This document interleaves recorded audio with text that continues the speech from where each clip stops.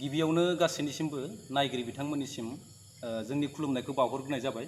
जों बाक्सा जिल्लानिफ्राय बिटिआर सरकारनि एलपि इउपि साख्रिनि थिसनथाइनि बेलायाव जों निउस D.el.ed बिजाथि महरै बिटिसिनि इडुकेसन डाइरेक्टरनिफ्राय मिन्थिनो मोननाय लेखा निउस बिजाथिफोरखौ फाइनेल मेरिट लिस्टनिफ्राय जानगाराव दोननायनि बाथ्राखौ मिन्थिनो मोननाय जादों।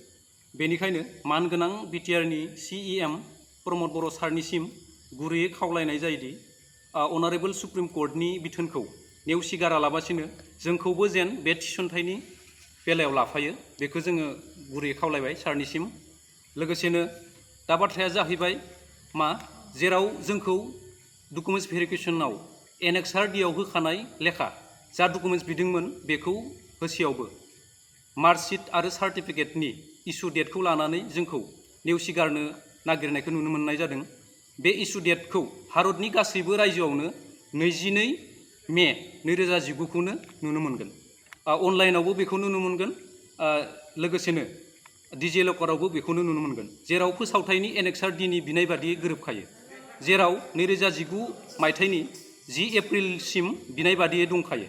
बिथांमोनखौ बार खावलायसेयावबो जोंखौ नेवसिगारोब्ला जोंबो जिरायनानै थानाय नङा। आयेननि राहा बादियै अनारेबल सुप्रिम कर्टआव चेलेन्ज खालामनो जोंबो राजि जाखानानै दंखायो।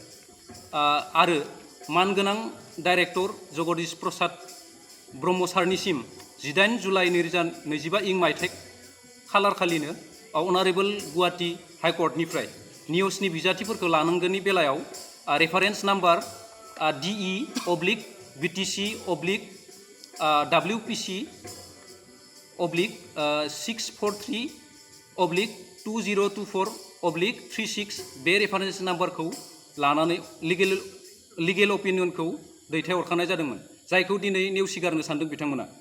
बेयो माब्लाबाबो गनायजाथाव नङा। जोबथियाव जों बेखौनो आसा खालामगोन दि बिथांमोना गोथौयै नायबिजिरफिननानै बे मेरिट लिस्टखौ निउसनि बिजाथिफोरखौ लाफानानै फोसावफिनो जेन, बेखौनो जोङो आसा थिबाय। गोजोन्थों।